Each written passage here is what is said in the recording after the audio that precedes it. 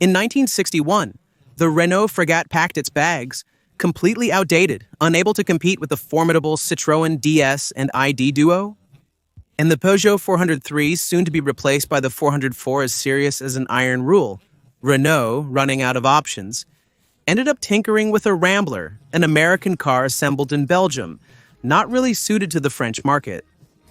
Against the DS and the 404, Renault had only one card left to play: invent something completely new.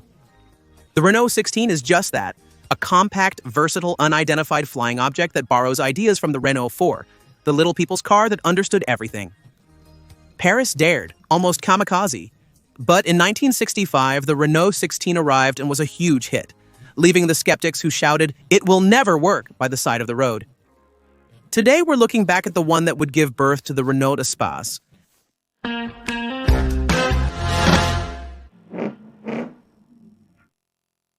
Back in 1955, right in the heart of the 50s, Pierre Dreyfus takes over the management of Régie Renault after the tragic death of Pierre Le Faucheux, who was killed in a car accident. Dreyfus is not an engineer, he is a lawyer, a man with a vision who puts people before nuts and bolts. Dreyfus wants something new. He assembles a diverse group of young people with fresh ideas, including Yves Georges, who later becomes the head of the research department. In 1958, the bitter failure of the frigate, Renault's supposed high-end model, remains a sore point for Dreyfus. He wants an impressive car, capable of restoring the brand's reputation. The Dauphine is losing popularity, particularly in the United States. The new boss gives the green light for Project 114, a stylish sedan with sharp lines designed to win over Americans. With these specifications, the engineers at Renault's design department come up with a classic concept: a three-box sedan, front-mounted inline six-cylinder engine, rear-wheel drive. In brief, it's prestigious, serious, and familiar. Except that this Project 114 doesn't excite Dreyfus at all. Too dull for a president who's got fire in his belly. In February 1961, he slammed on the brakes. The Project 114 was sent to the scrapyard. But Dreyfus doesn't give up on the idea of a flagship car to top the range. He just wants something new, disruptive, something everyone can agree on. He throws a rather crazy challenge at Yves Georges and his team. Imagine the car you would dream of. Almost carte blanche for engineers and designers who are just waiting for the green light to let loose. What Dreyfus wants is to catch the competition off guard and launch an incredible idea on the market. In 1961, Renault shifted gears with Project 115. A car that wants to play in the big leagues while still being a clever family vehicle? The clever engineers of the brand looked for inspiration from the Renault 4, the little people's car with a touch of genius. Take a basic recipe, add a pinch of high-end ambition, and you get a revolution. Boxy bodywork, hatchback rear, front-wheel drive, and plenty of modularity.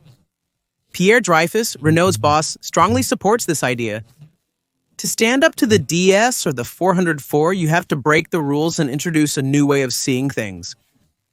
In terms of style, a young designer, Gaston Juchet, supported by Claude Prost-Dame and modeler Lucien Louis, finds the perfect balance between elegance and practicality. With its 6 side windows, the R16 plays the limousine.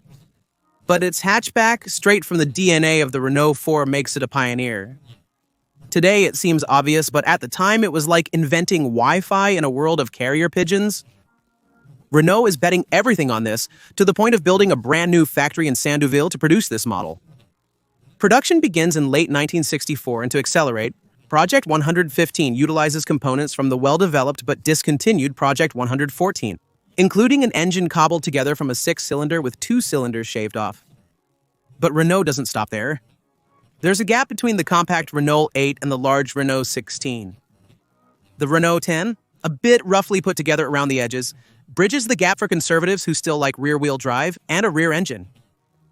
The R16, on the other hand, targets the bold ones, those we now call early adopters. Meanwhile, the Rambler keeps barely surviving, produced in dribs and drabs, while Renault and Peugeot fantasize about a V8 sedan, Project H. But this dream falls apart, each going their own way to eventually produce, much later, the Renault 30 and the Peugeot 6, 104 less crazy but more realistic. The Renault 16 makes its grand debut at the Geneva Motor Show in March 1965. And it's a thunderbolt. In just 4 years, the project is completed and the car meets the public's expectations perfectly. Its 1,470cc engine produces 55 horsepower and has a 4-speed manual gearbox. It won't pin you to your seat with a top speed of 90 miles per hour. But its interior space is out of this world. Thanks to its foldable rear bench seat, it transforms into a utility vehicle in no time, with versatility that leaves the competition in the dust. Independent wheel suspension, disc brakes in the front, drum brakes in the rear, and a torsion bar like the R4. The Renault Cease has an asymmetrical wheelbase that raises eyebrows, but it works. A version called Super or Luxe for the American market even offers a 3-speed automatic transmission, long before Europe adopted it. When it comes to performance, let's be honest, the R Cease doesn't scare the competition. But Renault is betting on its versatility to win people over, while waiting for more powerful engines.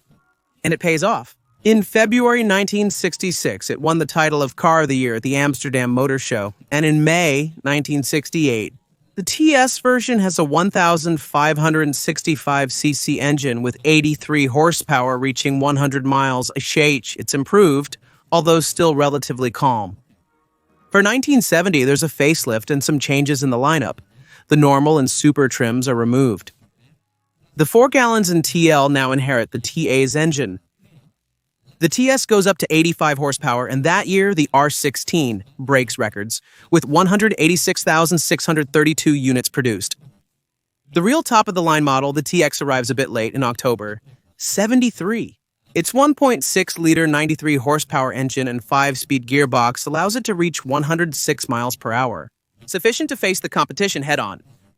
Its front end with dual headlights and its plush interior give it the look of a big car, but the timing is a bit off. The Renault 20 and 30 arrived in 75, and the R16 is starting to show its age. In September 1976, the L and TS versions were discontinued, leaving only the TL and TX in the catalog until the end, in September. 1980? After more than 15 years of its career, the Renault 16 bows out, with 1,851,502 units produced. It not only introduced a revolutionary concept, but it also paved the way for Renault 20, 30, 25, and even the Espace, which will take up its idea of modularity. Because while Matra brought the concept of the minivan, it was Renault who refined it by building on the legacy of the R16. This car is a cornerstone for the brand, a commercial and technical success that redefined what a sedan could be. Honestly, for a car that seemed to come out of nowhere, it sure has come a long way. And do you have any memories with the Renault Cease? Let me know in the comments. And of course, don't forget to subscribe so you don't miss any of our upcoming videos.